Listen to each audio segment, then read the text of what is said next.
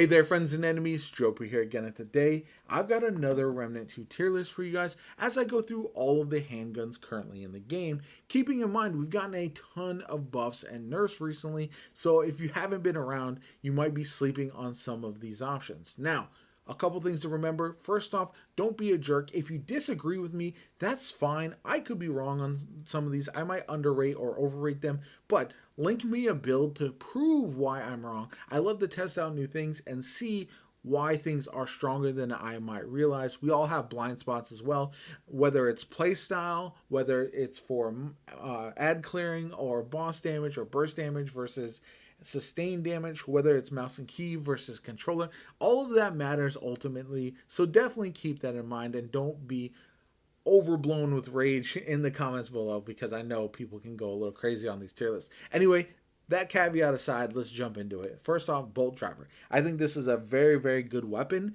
and I think it's one of the primary catalysts for doing chunk damage in the game as it stands right now. It does a lot of things very, very well. You can really build around this in a way you can't with other handguns, in my opinion. And with some of the recent changes, I do think it is right there solidly in the A tier. There's some other options that I think are just insane, so that's why they're not going to be an S tier and this one's not. But if you put this in S tier, I wouldn't necessarily disagree with you. I just think it's down at A right now. Now we have the double barrel. I think shotguns in general are just significantly worse than they once were, and burst damage in general is not what it once was. So that's why I think this is going to be a B tier. It's still solid, it's still usable, it still works in a lot of different builds, but it's just not the powerhouse that it was previously. And that brings me to the MP60R. This has a very different reason for being in the B tier for me. This was once one of my favorite weapons, but I think others have passed it recently, and that's why it's going to drop down just a little bit. I love this as an SMG. It just feels not as strong. It's not the applicator that I want right now in a lot of my builds, even though I still use it for nostalgia purposes. It's just not for me necessarily. And then moving on, this is where I start to get in trouble, because I feel like the repeater pistol could be in B tier, but I don't think it's as good as these other two options for me personally. So I'm going to put it in C, but you compare that with the rupture cannon, which I also think is in C, and I almost need like mid tier options for this, because the rupture cannon is not as good as the repeater pistol in my opinion, but the repeater pistol then isn't as good as the double barrel or the MP60R, so that leaves me in kind of limbo. So what I'm going to do is I'm going to put them in order of how I think they stand compared to the others. So like the ones towards the C would be the highest of the C tiers, so just keep that in mind as I do move forward. Then we have the service pistol. Again, I think this is fine. I don't really ever use this, and maybe that's a blind spot of mine, but I don't care for it all that much. I think there are other better options for the most part, and that's why it drops down a little bit. Same thing with the silverback. I think I could put this one in B tier, to be honest, but it's kind of like a low B, high C kind of option. Same thing with the Sure Shot, which I think is better personally than the silverback. But all of these are weapons that I'm not really going to use all that often, to be honest, even if they are solidly in the B tier, just because I prefer others right now, and there's just options that I think just are preferable overall. Now, they're not bad, they're definitely usable. Even the C tier options are usable. Rupture Cannon is the only one that I don't really care for, because it just feels outclassed in a lot of different ways by other weapons, but the others I think are ultimately fine. Then we move on to the Tech 22, and this one I think is excellent. This has replaced pretty much all the other full auto weapons in my builds, so I'm going to say that's going to be solidly in the A tier. Again, just like with the Bolt Driver, you could convince me that it possibly could jump up into S because of everything that it does, because of the way you can build into it. I'm just going to personally stick it at A, just because there's some other options that I think are just a bit better, and that's why I'm going to leave it there. I still think this one is very good overall and absolutely should be in a lot of your builds for sure. Now we're going to move on to the Western Classic. And then the Rusty Repeater I'm going to put at the C tier, First off, it's below the regular repeater in my opinion, but that's going to be above the rupture cannon though. And then finally we've got the Western Classic, which I think could sneak here, right about here in the B tier. Again, these are really solid options. You can't go wrong with them necessarily. I just don't really feel like they are going to stand out in ways that I would actually like. Moving on, we have the Cube Gun. This is another fine weapon, a little bit more niche, a little bit of a better option in only certain specific builds, but ultimately, I think it's fine. It does its job. It can be very effective in certain builds, and it might be even a little bit underrated if you know how to use it and it works out very, very well. I just think it's fine. It does a good job at those certain builds that it does shine in. Then we move on to the Enigma. Now, this one used to be S tier. It used to be excellent. I think it's still A. Now, some people might disagree and say it's down in B, which would be perfectly fine. I just think it is a better option in certain situations as a set it and forget it type of weapon. And the shop application is very, very good. So if you kind of lean into that as well, it can be very fun. It can be very useful. You don't really need to aim with it or anything of that nature. So it's very good for clearing mobs.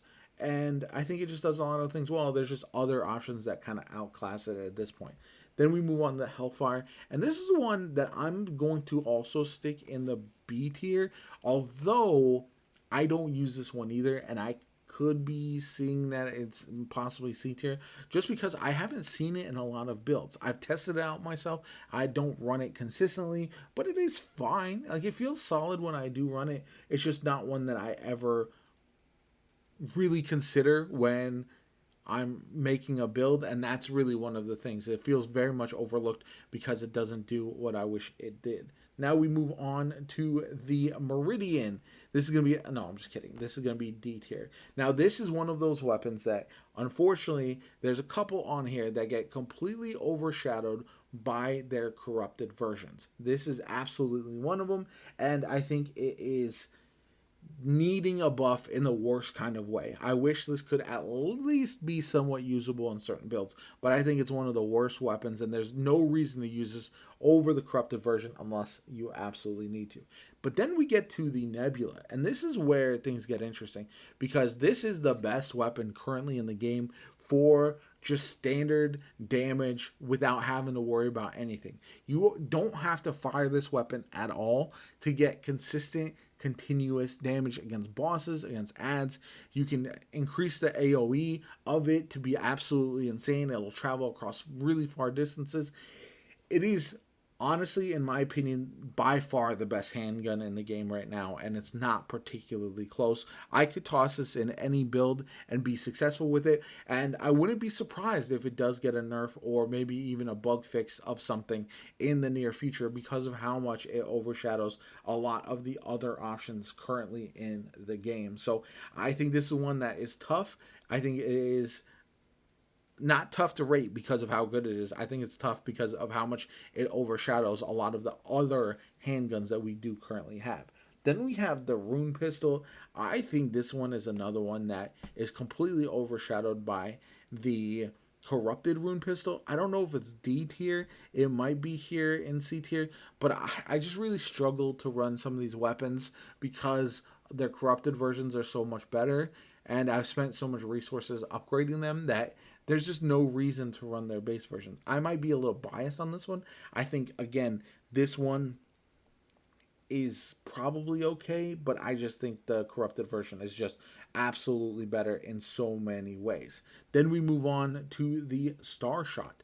This one I once considered an S tier option, but I think now is probably here somewhere in the A tier, maybe right about here. I think it's got a little bit weaker than it once was, but it's still very, very good. You can really build into this in ways you can't with a lot of other weapons, and so that's why it's going to drop there. I did kind of skip some of these. Sorry, the Sorrow. I'm going to put this in D tier as well. Sorrow is the most mid thing that I've ever used. It's just a lot of these heal any item that heals in this game, the weapons that heal don't heal enough to be viable, and that's a big part of the problem. Is you don't want to make them broken, you don't want to overshadow healing builds, but they just don't do enough to heal in this the game right now. So that's why it's going to drop down. I think I'm actually going to put the regular rune pistol there and see. Again, you can debate me on that, but I'm not really sure. Anyway, Corrupted Meridian. This is where I might deviate from a lot of people. I think this thing is awesome. It's one of my favorite weapons to use in the game. The explosions are crazy. The damage it does is useful in a lot of different ways.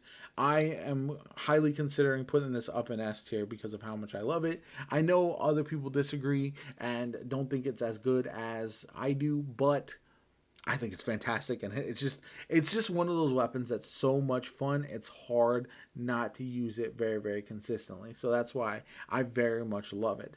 This is going to be the Corrupted Rune Pistol. Now, before the Nebula got the recent buff and the changes, and I would have said that Corrupted Rune Pistol was solidly S tier. It was very useful as a support weapon for additional damage. Now I'm going to say it's a low A, high B because the Nebula does what it does just as better. I think once the Nebula gets changed, this one is going to stay being very good as a support weapon applicator in a lot of different builds. But for now, it definitely drops down quite a bit in comparison with what it once was. And so that's why I'm going to leave it there in the A tier. It might be B even, potentially. But again, I do think the Nebula gets adjusted. And once that happens, the Rune Pistol, the Corrupted Rune Pistol, will jump up the rankings as well. Then we have the Anguish, and this is one that I honestly have not used, so I was going to deviate, but I've watched a lot of videos, I've checked out some content, and I think this is another very, very good option. I think it is one that looks very unique. It is very interesting to me how well it does overall. I just don't see a lot of builds with it, and so I'm going to put it there in the A tier. I do like it from the looks of it, but again, because I haven't really gotten a lot of hands-on time with it, I have tried it, I've done tests with it, I just haven't made any builds around it, and so that leaves me a little bit lacking, and I'm kind of reliant on other people. So if you tell me that I'm wrong on this one, and I need to move it up or down, I fully admit that I will bow to your superior knowledge. Then we got the Corrupted Cube Gun, and this one is kind of cheeks. I'm going to put this one in C tier. I don't care for this at all. I don't like it. I think it was previously a little bit better, but now it just feels like a weapon that I don't want to use ever. So because of that, it's a bit of a bummer. Now we've got the Corrupted Sorrow. I think this one was insanely good, and I think now is just very good. You can still make good builds around this. You can still do a lot of things to make this shine, but it once was S tier for sure, and everyone was telling me I was sleeping on it. I believe that fully. I saw some insane things with it, but for me right now, it's just not